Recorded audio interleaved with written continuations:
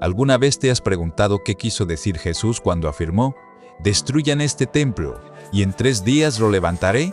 Esta es una de las declaraciones más enigmáticas y profundas de toda la Biblia, una que desconcertó a sus oyentes en aquel momento y que sigue generando debate y reflexión hasta el día de hoy. Hablaba del majestuoso templo de Jerusalén, el centro de la vida judía, o se refería a algo completamente diferente. Acompáñame en este viaje para desentrañar el verdadero significado detrás de estas palabras, explorar su contexto histórico y teológico, y descubrir por qué esta promesa es el pilar central de la fe cristiana. Para entender la magnitud de esta afirmación, primero debemos transportarnos a la Jerusalén del siglo I. El templo no era solo un edificio, era el corazón palpitante de la nación de Israel. Era el lugar donde se creía que la presencia de Dios moraba en la tierra, el centro de adoración, sacrificios y festivales religiosos. Su construcción, iniciada por Herodes el Grande, era una obra arquitectónica monumental que llevaba décadas en proceso y era motivo de inmenso orgullo nacional. Imagina la escena. Jesús, un predicador de Galilea, de pie en los atrios del templo, rodeado de peregrinos, sacerdotes y líderes religiosos. En medio de toda esa actividad, hace una declaración que, para cualquier oído judío, sonaría a blasfemia y locura. El Evangelio de Juan, en el capítulo 2, nos narra este episodio. Ocurre justo después de que Jesús purificara el templo, expulsando a los cambistas y vendedores. Los líderes judíos, indignados por su audacia, le exigen una señal que justifica sus acciones. Y es entonces cuando Jesús les responde con esta frase desafiante: «Destruyan este templo, y en 3 días lo levantaré». La reacción de ellos fue de incredulidad y burla. Le dijeron: «En 46 años fue edificado este templo, ¿y tú en 3 días lo levantarás?». Claramente, ellos estaban pensando en el edificio físico, la imponente estructura de piedra y oro que los rodeaba. No podían concebir cómo alguien podría reconstruir algo tan grandioso en tan poco tiempo. Su mente estaba anclada en lo literal, en lo material. Pero el mismo Evangelio de Juan nos da la clave para descifrar el enigma. Unos versículos más adelante, el autor añade una explicación crucial. Mas él hablaba del templo de su cuerpo. Ahí está. Jesús no se refería al edificio de Herodes. Estaba usando una poderosa metáfora a hablar de sí mismo. Él era el verdadero templo, el verdadero lugar de encuentro entre Dios y la humanidad. Su cuerpo era el santuario donde la divinidad habitaba de una manera única y sin precedentes. Esta es una idea revolucionaria.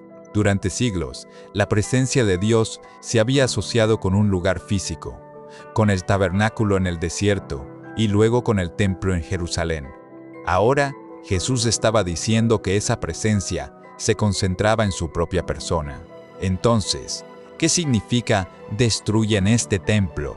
Jesús estaba profetizando su propia muerte. Sabía que sus enemigos, los mismos líderes que lo desafiaban en ese momento, conspirarían contra él. Sabía que sería arrestado, juzgado injustamente y crucificado. Su cuerpo, el templo, sería destruido en la cruz. Esta fue una profecía increíblemente precisa de lo que sucedería durante la Semana Santa en Jerusalén. Él estaba anunciando su propio sacrificio, la demolición de su vida terrenal a manos de aquellos que se negaban a creer en él. Y la segunda parte de la promesa, «y en 3 días lo levantaré», es aún más asombrosa. Esta es una clara profecía de su resurrección. Jesús no solo predijo que moriría, sino que también afirmó que vencería a la muerte. Declaró que su cuerpo, aunque destruido, sería restaurado, levantado, no por manos humanas, sino por su propio poder divino. La resurrección al 3er día no sería un simple acto de reanimación, sino la construcción de un nuevo templo, un templo glorificado e indestructible. Este es el corazón del mensaje cristiano. La muerte no tiene la última palabra. A través de su resurrección, Jesús demuestra su divinidad y su poder sobre el pecado y la muerte. Es fascinante ver cómo esta declaración fue malinterpretada y utilizada en su contra. Durante su juicio ante el Sanedrín, como relatan los evangelios de Mateo y Marcos, aparecieron falsos testigos que distorsionaron sus palabras. Dijeron: Nosotros le hemos oído decir: yo derribaré este templo hecho a mano, y en 3 días edificaré otro no hecho a mano. Tergiversaron su profecía para acusarlo de amenazar el templo físico, un delito que era considerado gravísimo, casi una traición. Incluso mientras agonizaba en la cruz, algunos de los que pasaban se burlaban de él, meneando la cabeza y diciendo: tú que derribas el templo y en 3 días lo reedificas, sálvate a ti mismo. No entendieron que, precisamente al no salvarse a sí mismo de la cruz, estaba cumpliendo la primera parte de su profecía, preparando el escenario para el milagro más grande de todos. Después de su resurrección, los discípulos finalmente comprendieron. El Evangelio de Juan dice: por tanto, cuando resucitó de entre los muertos, sus discípulos se acordaron de que había dicho esto, y creyeron la Escritura y la palabra que Jesús había dicho. La resurrección fue la luz que iluminó todas sus enseñanzas. De repente, todo cobró sentido. La muerte y resurrección de Jesús no fueron un accidente trágico, sino el cumplimiento de un plan divino anunciado por Él mismo. Su cuerpo resucitado se convirtió en la prueba definitiva de su identidad como Hijo de Dios y el Mesías prometido. Pero la historia no termina ahí. La idea de Jesús como el nuevo templo tiene implicaciones profundas para nosotros hoy. El apóstol Pablo desarrolla esta teología en sus cartas. En Quiro Corintios, escribe: ¿no sabéis que sois templo de Dios y que el Espíritu de Dios mora en vosotros? Y más adelante, a los Efesios, les dice que los creyentes son edificados juntos para ser morada de Dios en el Espíritu. Esto es increíble. Significa que, a través de la fe en Cristo, el mismo Espíritu Santo que habitaba en Jesús, ahora habita en su iglesia, en la comunidad de creyentes. Ya no necesitamos ir a un edificio específico para encontrarnos con Dios. El lugar de encuentro es la propia comunidad de fe.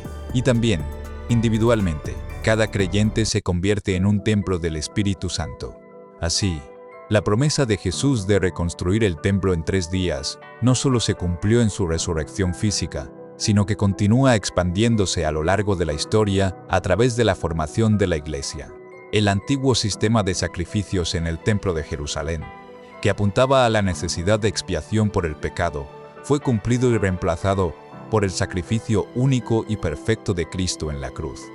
Su muerte fue el sacrificio definitivo.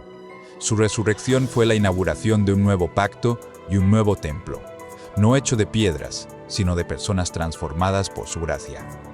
En resumen, cuando Jesús dijo: destruyan este templo y en 3 días lo levantaré, no estaba hablando de arquitectura, sino de teología de la más alta.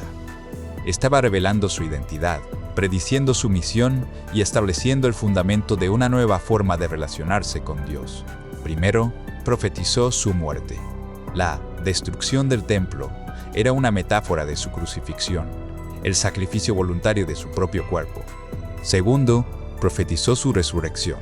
El levantarlo en 3 días era la promesa de su victoria sobre la muerte, la prueba irrefutable de su divinidad y poder.